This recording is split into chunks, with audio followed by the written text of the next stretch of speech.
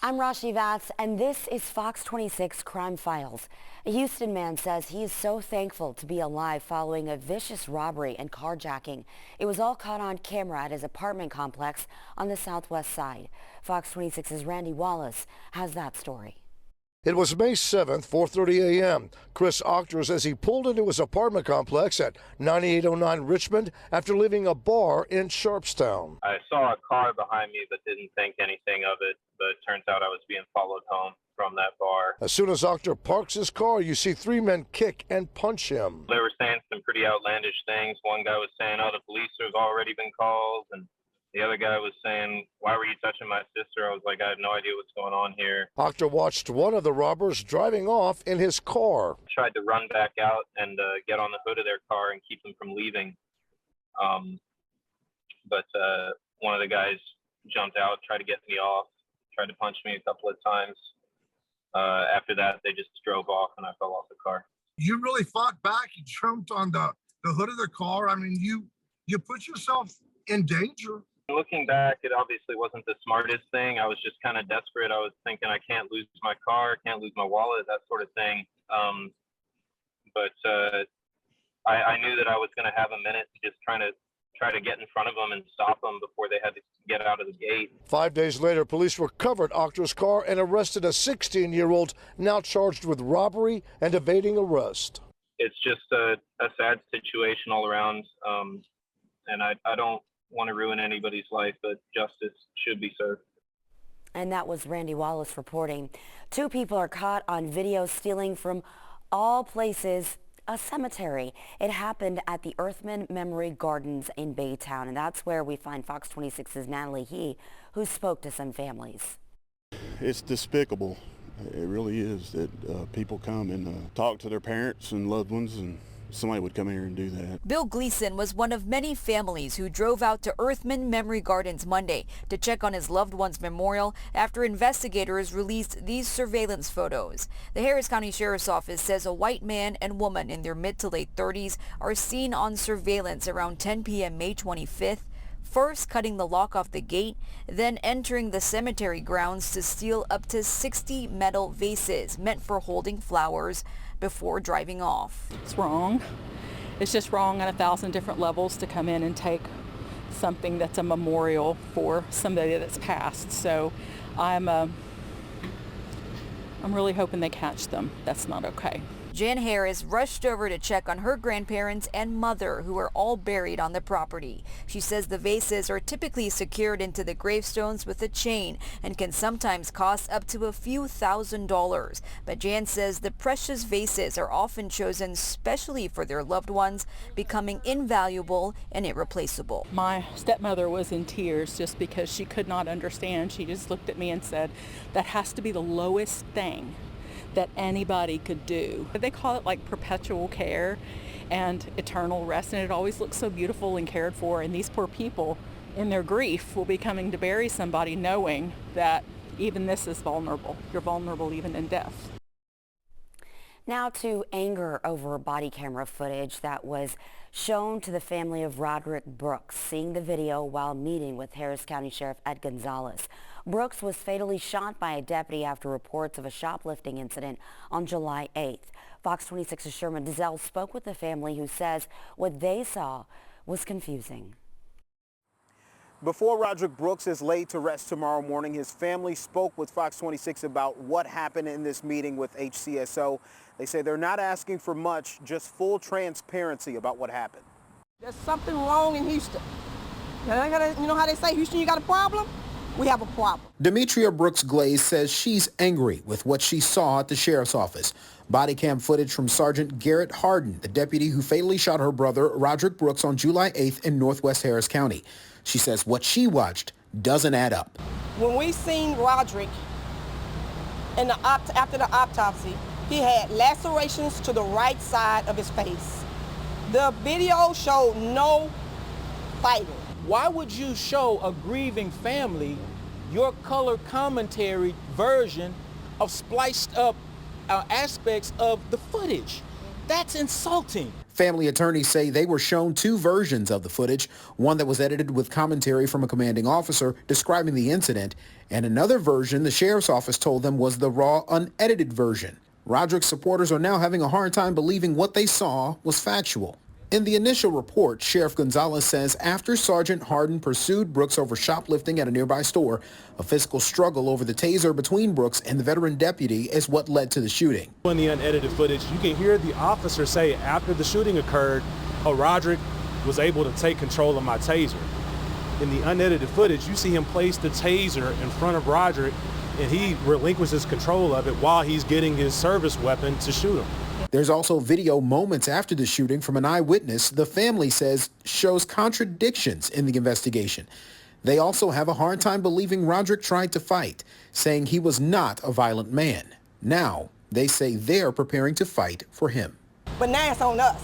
We got to do it. So, again, we didn't know the sheriff department would execute people. They're supposed to protect us. And that was Sherman Dizelle reporting. Well, a large house rented out for a party that ended up in deadly violence. Fox 26's Tiffany Justice has this story from Alvin. I heard the gunshots and I got on the floor with my kids, all four of them. And then I just heard the sirens. Everybody was screaming. Neighbors say they feared for their lives. A mother of four who did not want to be identified says she's still stressed out, scared of all the unknowns. The shooting happened at this home around the 1500 block of County Road 149 near Alvin.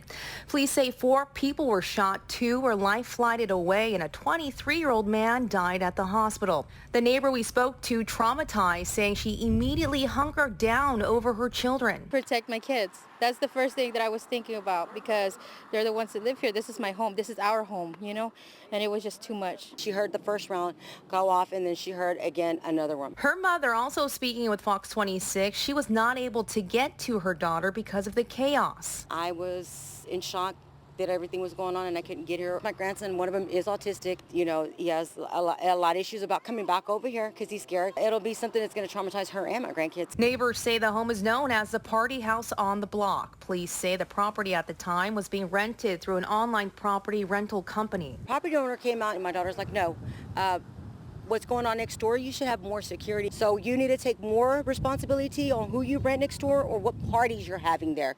Because whatever's going on, you need security. Over 2 or 250, that's more than 100. Let's get an alert that we're having shots fired in our neighborhood. That was Tiffany Justice reporting. Now this one sounds like it's ripped from the headlines. A young woman shot and killed her boyfriend arrested, and police say he claims he thought he was shooting an intruder. Here's Gabby Hart with that story. Early Monday morning, police were called to the 4000 block of Burke Road in Pasadena, where they found 23-year-old Christina Lee. She'd been shot several times and later died at the hospital. Police say her boyfriend, 22-year-old Bobby Wolf, admitted to shooting her after he allegedly mistook her for a burglar. But Lee's family says his story just doesn't add up. That's her place. She have a key.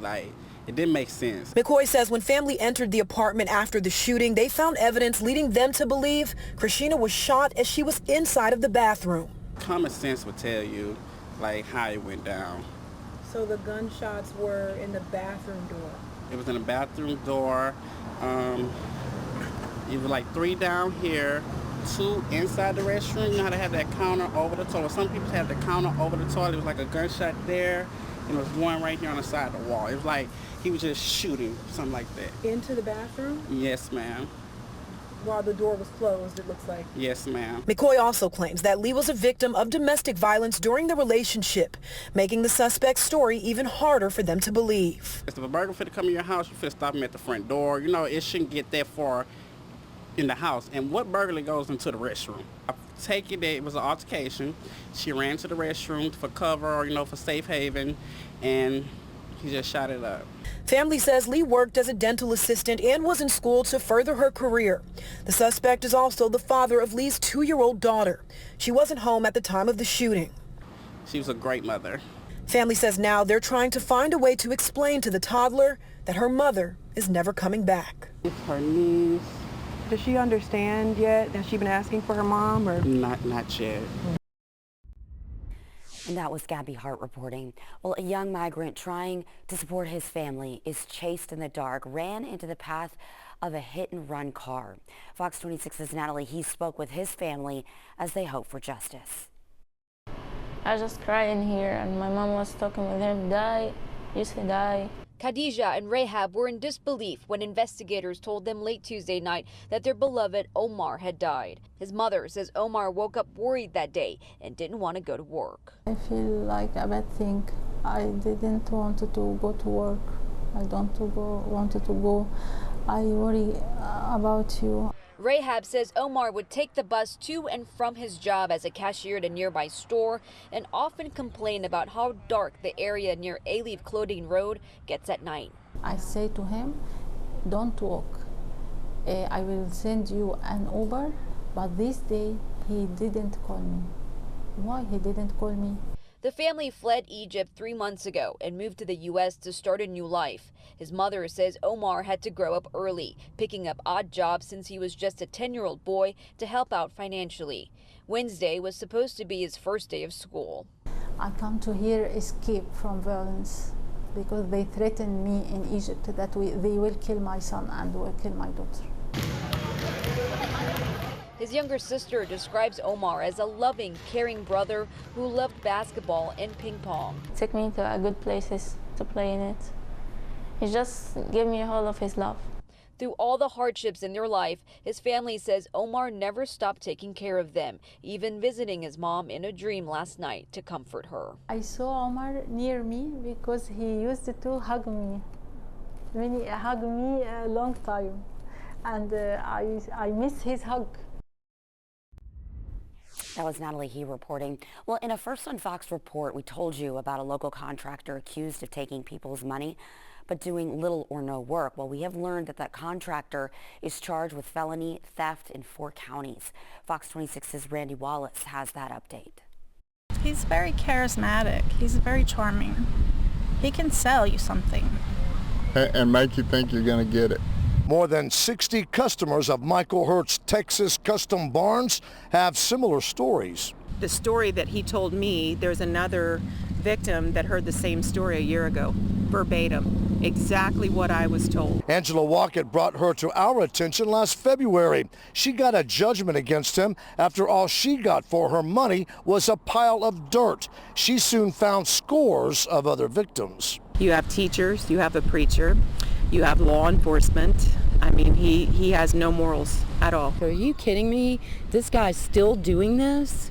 I mean, there's no telling how many other people are out there. Mine started in 2007. Diana Pennington Russum says she was duped by Hurt 15 years ago. These other people deserve something. We all do. We deserve for him to be in jail. Never did, not one thing for her.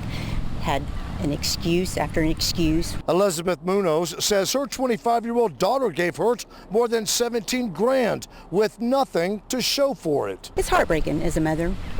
You know, it's heartbreaking, but you know, she'll recover. She's strong, smart, and we'll get past this. We're just hoping that there will not be any more victims after this. One excuse after another as to why he couldn't work on our project. Very frustrating. Zena and Mike Alcorn say they've been dealing with Hurt for 2.5 years, and their home isn't even halfway done. He's a con man, for sure. He's good at what he does, which is take people's money so he can live free. That was Randy Wallace reporting. Well, a local credit repair specialist arrested and charged in what investigators say was an elaborate $3 million scheme. The suspect is accused of clearing credit reports by forging law enforcement documents. Fox 26's Gabby Hart has more on the fraud accusations that he's facing. How to boost your credit score 110 points in 30 days. Rokisha Brisby is the owner of Rose Credit Repair Services. On her website and social media accounts, she also sells books and provides credit repair tips. But now she's in hot water, charged with falsifying Harris County Precinct 4 Constable's Office documents. She went and basically would manipulate police reports. There was a total of 133 police reports that she made it appear was from my agency. Precinct 4 Constable Mark Herman alleges that she submitted the falsified documents to various financial institutions, saying that the credit loans on people's accounts were fraud so that they would then reverse the charges. Herman says the scheme defrauded banks out of more than $3.3 million. But one of these institutions got suspicious and came to us. Deputies searched Brisby's office on John F. Kennedy Boulevard, where they found several devices that will be used in the investigation. They also found advertisements for her business, saying that she uses the law to repair credit. She basically used illegal activity to break the law. Officers arrested Brisby on Friday. She's charged with 2 counts of forgery of financial instrument, a first-class felony that carries a penalty of 5 to 99 years in prison. Herman says more charges could follow. But there are other law enforcement agencies that we feel strongly she has used their reports too. Some of the reviews for Rose Credit Repair show people complaining that they were scammed or ripped off by the business. However, there were numerous reviews with people praising the company for helping them achieve better credit. Those people might want to keep a close eye on their FICO scores. And a lot of these people that she did have their credit reversed, I doubt it'll probably be reversed back the other way now that the truth is coming out. And Gabby Hart, Fox 26 News. And that is this week's Fox 26 Crime Files.